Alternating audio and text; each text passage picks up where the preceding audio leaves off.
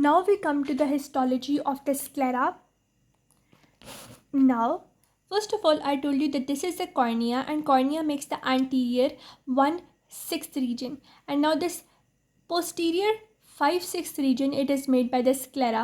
Now this cornea, it was very transparent, and I told you that this transparency was due to the parallel or the regular arrangement of the collagen fibers in the stroma. But here in the scleral stroma, we cannot see any parallel or regular arrangement. Rather, there is very irregular arrangement. That is why the sclera is opaque and the cornea is transparent. Now, we come to the histology. First of all, I told you it forms the posterior 5/6 region. Then it is opaque and white in color. It is 0.5 millimeter in the thickness. And now, since it's a part of the fibrous layer, so it will mainly be composed of type 1 collagen fibers. Another thing about this scleral layer is a large number of the extraocular muscles and their tendons. They are going to be inserted into the scleral layer. Mainly into the anterior region of the scleral layer, we are going to have the tendons of the extraocular muscles. Then, the sclera is composed of three main layers. That is episclera, the outermost layer. Then we have the sclera proper, which is similar to that scleral stroma. And then we have the suprachoroidal lamina. First of all, we are going to talk about episclera, which is made up of loose connective tissue. And the loose connective tissue connects the sclera proper to the facial sheath of the eyeball. This episcleral connective tissue also has episcleral veins, which are going to drain into the superior ophthalmic vein. Episcleral veins into the superior ophthalmic vein. Then there is connective tissue, and this connective tissue is going to connect the sclera proper, this which layer, to the external surface, that is the facial sheath of eyeball.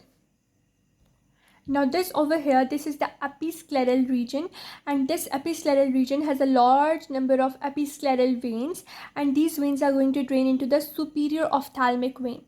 Then I told you it has a large number of the connective tissue, which is going to connect this scleral stroma or the sclera proper to this exterior surface, that was your facial sheath of the eyeball. Now this is the scleral stroma, which is similar to the corneal stroma in this sense that it has a large number of fibroblasts, which is keratinocytes. Then it has these collagen type 1 fibers, which are embedded in this pink ground substance. Apart from this, the major difference is presence of the elastic fibers. Also, the amount of stroma present over here, the ground substance, it is very much less as compared to the other one, which is the cornea.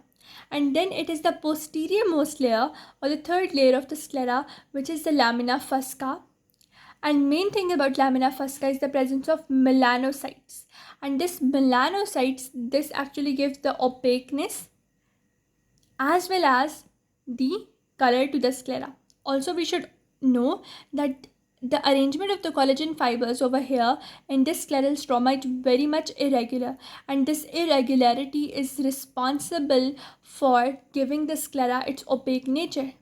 Whereas I told you that in the cornea, these fibers were arranged in a very regular manner, parallel to each other and perpendicular to the other surfaces.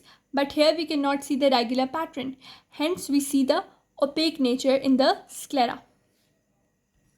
Very much similar that the sclera proper, it is made up of type 1 collagen fibers embedded into a layer of ground substance.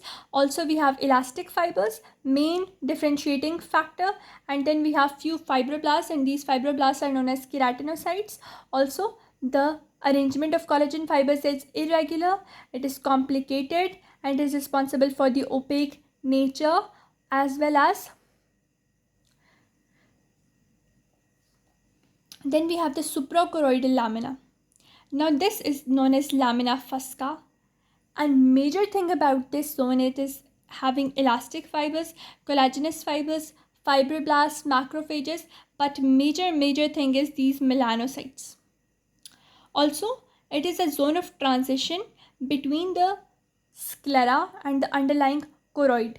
So if this is the sclera, this is the outer layer of the eyeball, this is the sclera, then this region is the choroid. So this suprachoroidal lamina, it is the zone of transition from the sclera to the choroid. That is why it is known as suprachoroidal.